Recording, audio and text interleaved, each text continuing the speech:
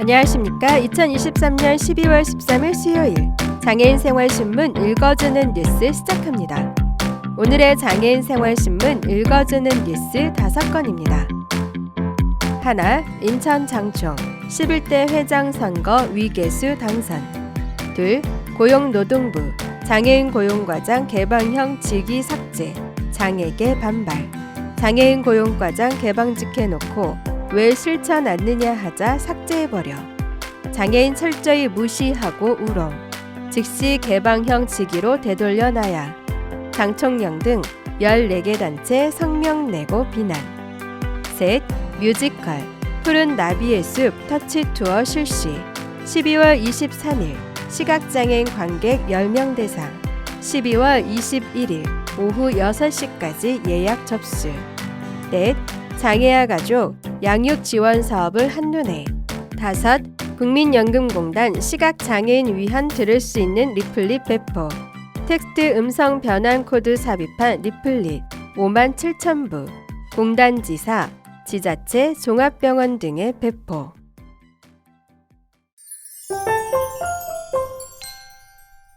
첫 번째 소식입니다. 12월 11일 치러진 인천장애인단체 총연합회 이하 인천장총 제11대 회장 선거 결과 기호 2번 위계수 현 회장 후보가 당선됐습니다. 이날 선거에는 인천장총 총 25개 회원단체 중 21개 단체가 참가했으며 회장단의 투표 결과 총 21표 중 위계수 후보는 16표를 얻어 5표에 그친 정천용 후보에 승리했습니다.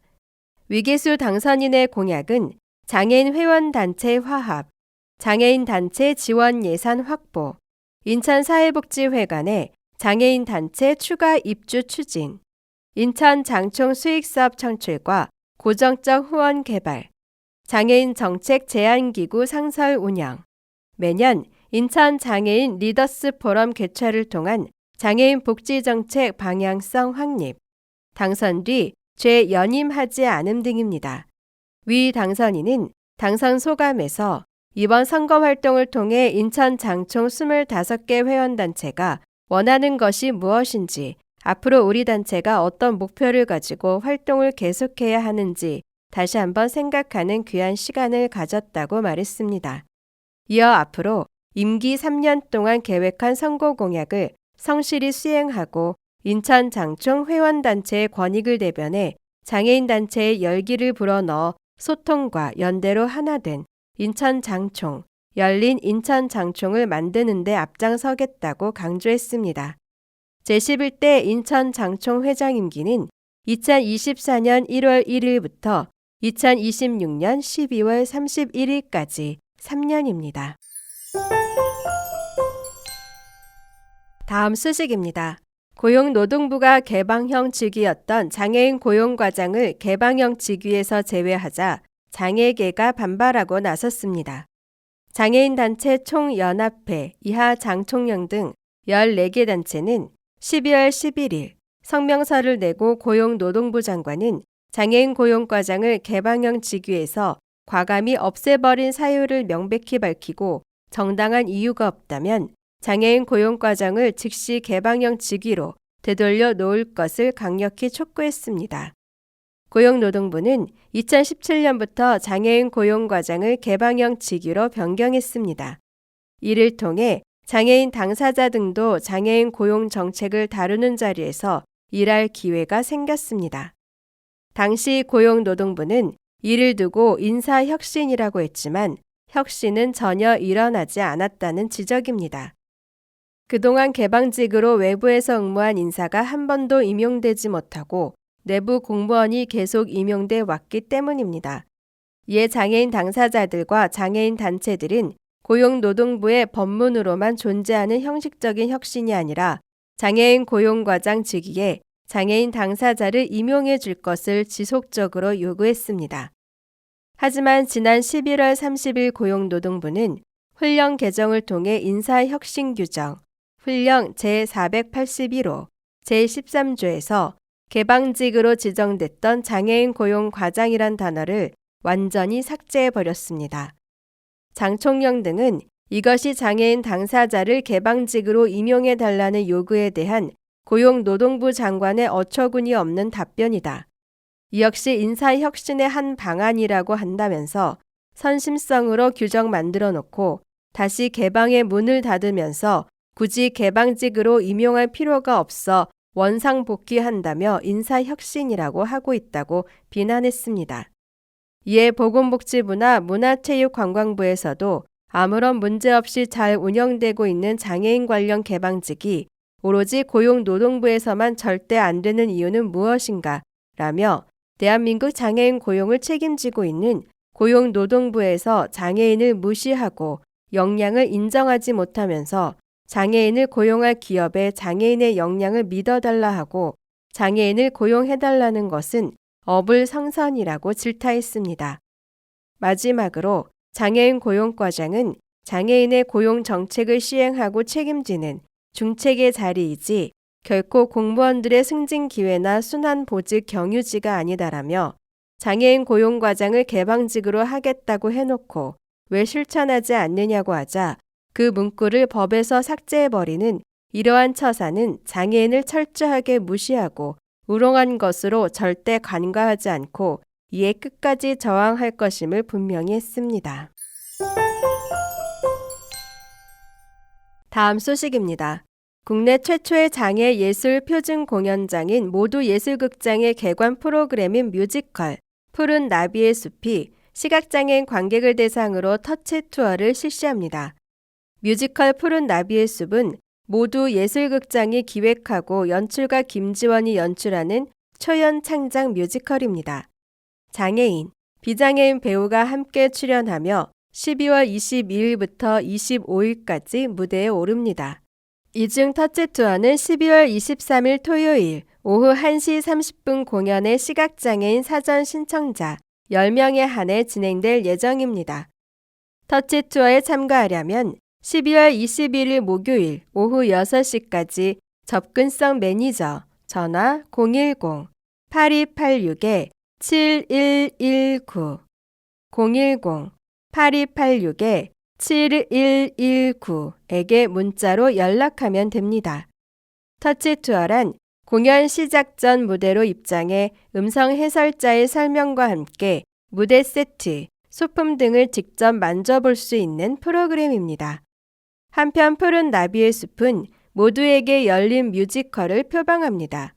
우선 6명의 수어 통역 배우가 무대에 올라 배우 10명의 그림자처럼 함께 움직이며 수어뿐만 아니라 안무, 표정 연기를 더해 연극의 내용을 보다 입체적으로 전달합니다. 농인 당사자가 수어 대본 번역에 참여해 청각 장애인 관객에게 그들의 언어로 전달하는 것이 강점입니다. 또한 무대 양옆 모니터를 통하여 무대 위 소리를 한글 자막으로 제공합니다. 인물의 대사뿐만 아니라 음악, 효과음 등의 소리 정보도 제공해 공연 이해를 돕습니다. 음성 해설 또한 이루어지는데 극중 조이가 할아버지에게 무대 위 장면을 설명하는 동시에 관객에게 배우들의 움직임 및 표정을 설명하는 형식으로 진행돼 관객의 흥미를 더합니다. 또한 극장 로비에서는 무대 미니어처 및 소품, 가면 전시와 함께 무대 정보를 제공합니다.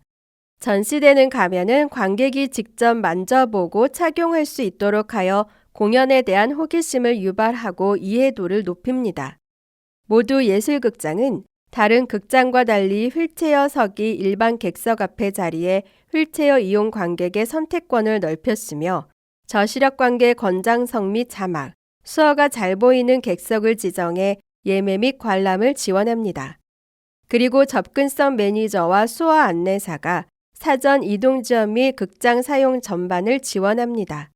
또한 예매자를 대상으로 공연 관람 전 공연 및 캐릭터를 소개하는 사전 음성 정보를 제공하며 공연 프로그램 북 역시 점자 및 음성 정보를 포함하여 제작, 관람객을 대상으로 무료 제공합니다. 뮤지컬 푸른 나비의 숲은 소리로 세상을 보는 소년과 가시적인 장애가 있는 소녀가 자신이 원하는 모습을 되찾기 위해 떠나는 여행기입니다. 모두가 즐길 수 있는 눈높이에 맞춰 동화적 요소를 가미해 다양한 사람들의 삶을 섬세하게 그린 뮤지컬입니다. 하나의 표준 환경을 만들고 그 기준에 맞추어 무엇이 정상이고 무엇이 비정상인지를 가르는 세상의 동화 같은 이야기와 음악으로 인간의 다름을 이야기하고 장애를 재해석하고자 합니다. 다음 소식입니다. 장애아 가족 양육 지원 사업을 한눈에 볼 수 있는 홈페이지가 새롭게 오픈됐습니다. 홈페이지 주소